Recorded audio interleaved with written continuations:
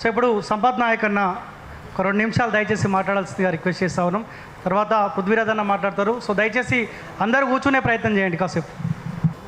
Media మిత్రులందరికీ నమస్కారం. నా పేరు సంపత్ నాయక్.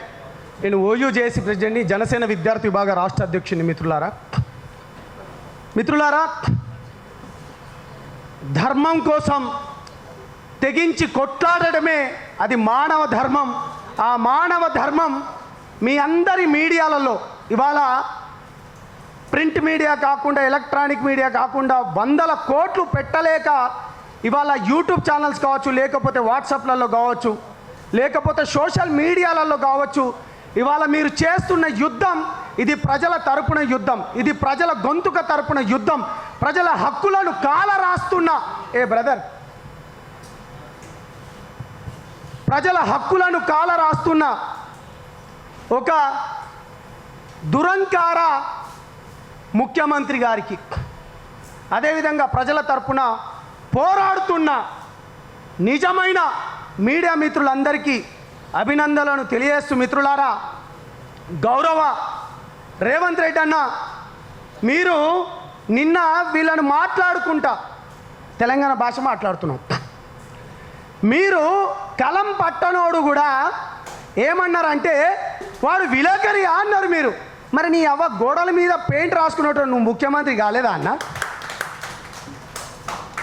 గోడల పైన పెయింట్ రాసేటోని నువ్వు ముఖ్యమంత్రి అయినప్పుడు తెలంగాణ ఉద్యమం గురించి, తెలంగాణ అస్తిత్వం గురించి, తెలంగాణ నీళ్లు, నిధులు, ఉద్యోగాల గురించి కొట్లాడి సాధించుకున్న ఈ తెలంగాణ రాష్ట్రంలో 100 కోట్లు పెట్టుబడి పెట్టనోడు పాప మా యూట్యూబ్ పుణ్యమా అని చెప్పి, ఫేస్బుక్ పుణ్యమా అని చెప్పి మా గొంతుకలు వినిపించడానికి ఇవాళ కొత్త తరం, నవతరం, యువతరం రక్తం ఉడకలిచ్చింతే ఈ కొత్త యువకులు 4.5 కోట్ల గొంతుకై ఇవాళ వీళ్ళు మాట్లాడుతుంటే ఇవాళ మీకు కలం పట్టనోడు జర్నలిస్ట్ అంటవా అన్న? ఇది ఎక్కడి పద్ధతి అన్న? నేను ఒక 2-3 విషయాలు చెప్పదలుచుకున్నాను. ఒక జనసేన పార్టీగా కావచ్చు, జనసేన విద్యార్థి విభాగ రాష్ట్ర అధ్యక్షునిగా కావచ్చు, లేకపోతే ఒక ఉస్మానియా బిడ్డగా కావచ్చు, లేకపోతే ఒక తెలంగాణ బిడ్డగా కావచ్చు, లేకపోతే ఒక గిరిజన, ఒక లంబాడి బిడ్డగా ఈ తెలంగాణ రాష్ట్రం ఒక యువకునిగా నేను నిన్ను అడగదలుచుకున్నానన్న. ఇవాళ ఈ సోషల్ వారియర్స్ ఎవరైతే ఉన్నారో, ధర్మస్థలం గురించి ఇవాళ మీరు మొత్తం వినే ఉంటారు. మెయిన్ స్ట్రీమ్ మొత్తం అక్కడ పని చేయకపోతే ఇవాళ ఇదే సోషల్ మీడియా ఇవాళ దాన్ని బయటికి తీసుకొచ్చింది. ఇవాళ ఇదే సోషల్ మీడియా బయటికి తీసుకొచ్చి 400 అత్యాచారాలు అంటున్నారు. అటువంటి నరరూప రాక్షసుడు ఎవడైతే ఉన్నాడో మెయిన్ స్ట్రీమ్ ఎవరు తెలియదన్నా. 1995 నుంచి అంటే అనేక రాజకీయ పార్టీలు, ఈవెన్ జేడీఎస్ కానీ, కాంగ్రెస్ కానీ, ఇవాళ ఉన్న బీజేపీ కానీ, ఇప్పుడున్న కాంగ్రెస్ ప్రభుత్వం కానీ, ప్రతి ఒక్కరు తనకు అండదండగా ఉన్నా కానీ, మీడియా మిత్రులు, మెయిన్ స్ట్రీమ్ మీడియా మిత్రులు అండగా ఉన్నా కానీ ఈ సోషల్ మీడియా బయటికి తీసుకొచ్చిందన్న. మీరు అది గుర్తుపెట్టుకోండి అన్న. ఢిల్లీలో ఈ దేశానికి ఢిల్లీ ఒక గుండెకాయ లాంటిది. ఆ ఢిల్లీలో నిర్భయ కేసు అయితే ఆ నిర్భయ కేసును కూడా ఇవాళ బయట పెట్టింది ఇదే సోషల్ మీడియా వారియర్స్ అన్న. అంతేనా? కల్కట్టాలో ఒక హాస్పిటల్లో ఒక ఎంబీబీఎస్ చదువుతున్న విద్యార్థి పైన అత్యాచారం చేసి ఆ ప్రభుత్వం అక్కడ వెన్నుదన్ను ఉంటే ఆ ప్రభుత్వం యొక్క మెడలు వంచింది ఈ సోషల్ మీడియా. అంతెందుకన్నా, గత ప్రభుత్వంలో మీకు మీ ఇంటి తలుపు బద్దలు కొట్టి బయటకు వచ్చినప్పుడు మాట్లాడింది ఈ సోషల్ మీడియా వేదికనే.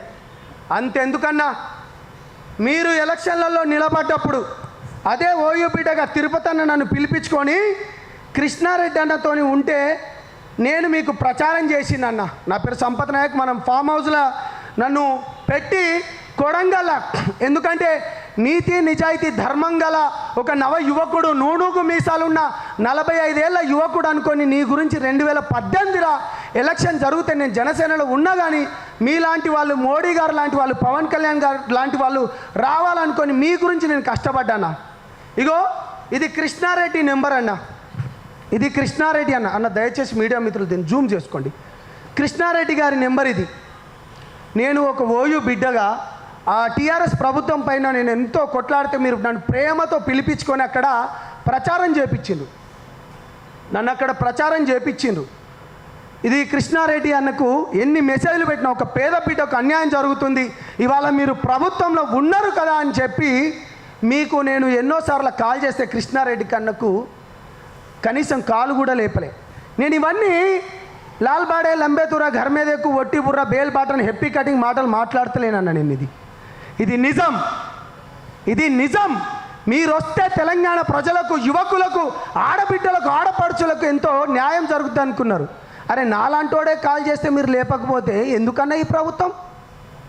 చిట్ట చివరిగా ఆఖరికి నిన్ను కూడా ఉస్మానియా యూనివర్సిటీలోకి వచ్చి దొంగతనంగా నిన్ను తీసుకొని వచ్చి బండ్లపైన ఓయూ బిడ్డలు తీసుకొని వచ్చిందంటే ఇదే సోషల్ మీడియా ఉందన్న. దయచేసి మీరు మీ మూలాలను మర్చిపోకండి అన్న.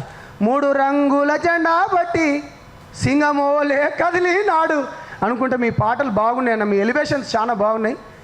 ఎందుకన్నా మీరు ఇది సర్పంచ్ ఎలక్షన్స్ పోతలేరు? ఎందుకు సర్పంచ్ ఎలక్షన్లకు పోతలేరు? దాని తర్వాత కార్పొరేట్ ఎన్నికలు ఎందుకన్నా? నిజంగా నేను ఒక గిరిజన బిడ్డగా ఇక్కడ మ్యాక్సిమం ఎస్సీ ఎస్టీ బిడ్డ బీసీ బిడ్డలు ఉన్నారు కాబట్టి ఓసీ బిడ్డలు అందరూ నా మిత్రులే. జీవో 29 అని తీసుకొచ్చి ఎవడి గొంతు పైన అన్నా, మా గొంతు పైన నువ్వు కత్తి ఎట్లా పెట్టినావన్నా? మా బిడ్డలకు రావాల్సిన ఉద్యోగాలు ఎక్కడికి పోయినా అన్నా? నేను ఎప్పుడు మాట్లాడలే. చాలా సందర్భంలో మాట్లాడదాం 2 సంవత్సరాలు ఫస్ట్ ఈ గవర్నమెంట్కు కొంచెం సమయం ఇద్దామని జనసేన తరపు నుంచి నేను ఎప్పుడు మాట్లాడలే అన్న. నేను ఎప్పుడు మాట్లాడలే, ఇప్పుడు మాట్లాడాలన్న. వచ్చుడుతోనే ప్రగతి గోడలు బద్దలు కొట్టినావు. జస్ పేదోనికి, బడుగు బలహీన వర్గాలకు, అణగారిన వర్గాలకు, అణచబడిన వర్గాలకు, లేకపోతే కింది స్థాయి వర్గాలకు అనుకుంటూ చెప్పి కంచెలు తీసినావు. ఒక్కొక్క అప్లికేషన్ తీసుకున్నావు, లక్షల అప్లికేషన్ తీసుకొచ్చినావు. నేను మిమ్మల్ని అడుగుతున్నా, మీ గురించి కొట్లాడిన ఒక బిడ్డగా నేను మిమ్మల్ని అడుగుతున్నా, ఆ లక్షల అప్లికేషన్లు ఎన్ని సక్రమమైనవి అది చెప్పగలుగుతారా? కాబట్టి మిగతా అన్నీ ఒక ప్రశ్నించే గొంతుకగా కావచ్చు, లేకపోతే అణచబడ్డ గొంతుకలకు ఒక బలమిచ్చే గొంతుగా కావచ్చు, లేకపోతే ఓయూ గొంతుగా కావచ్చు, లేకపోతే ఒక లంబాడి గిరిజన గొంతుగా కావచ్చు, ఈ తెలంగాణ బిడ్డ గొంతుగా కావచ్చు, మేము మిమ్మల్ని అడుగుతూనే ఉంటాం. ఈ బిడ్డల పక్షాన పిరంగి తూటాలకు దాన్ని ఎదురొడ్డుతాం మేము. అప్పుడు కేసీఆర్ గద్దముక్కు లాంటోడు ఏం చేసిండంటే విద్యార్థులను మర్చిపోయాడు. ఏంది రైతులకు ఖమ్మంలో బేడీలు వేసిండు కదా, తీసుకొచ్చి కూర్చోబెడితే ఫామ్ హౌస్లో పన్నాడు. అతని గురించి తర్వాత మాట్లాడుకుందాం. మీరు కూడా లగచర్ల విషయంలో రైతులకు బేడీలేసి తీవ్రవాదుల వల్ల తీసుకుపోయినరు. కాబట్టి అదొకటి గుర్తుపెట్టుకోండి. మేము మిమ్మల్ని ప్రతి క్షణాన నేను మిమ్మల్ని డేగ కళ్ళతోని చూస్తున్నాం. కాబట్టి ఈ సందర్భంగా సోషల్ మీడియా వారియర్స్కి, అదేవిధంగా అసలైన మీడియా అంటే మీరే. ఇవాళ లప్పతట్ల వాని ఛానల్ ఎవడు చూస్తలేడు, మొబైల్ అన్నీ చూస్తా అంటే ఇవాళ ఫేస్బుక్ విస్తృతంగా పోరాడదాం. ఏం చేస్తాడు భయ్? ప్రాణాలు తీస్తాడా? ఎంతమంది ప్రాణాలు తీస్తాడు? తెలంగాణ అంటేనే నీతి, నిజాయితీ, ధర్మం. అణచబడ్డానికి ఇక్కడ ఎవడు మేము గులాంగిరి చేయం. ఆకలి బాధలను చావునైనా ముద్దాడతాం, కానీ నువ్వు అణచం చేస్తావంటే నీకు ఎంత దమ్ముంటే వీళ్ళపైన పిరంగి తూటాలు వేస్తాయి చూద్దాం. కాబట్టి మీడియా మిత్రులందరికీ మీరు ఇంత గొప్ప మంచిది, అందరం ఏం కావాలంటే ఏకం కావాలి. ఈ తెలంగాణ రక్తంలోనే ఉంది కాబట్టి డెఫినెట్గా మీలాంటి వాళ్ళకి ఎప్పటికీ గొంతుగా ఉంటామని తెలియజేసుకుంటూ నేను మీ సంపద నాయకుని మిత్రులా. థ్యాంక్ యూ అన్న.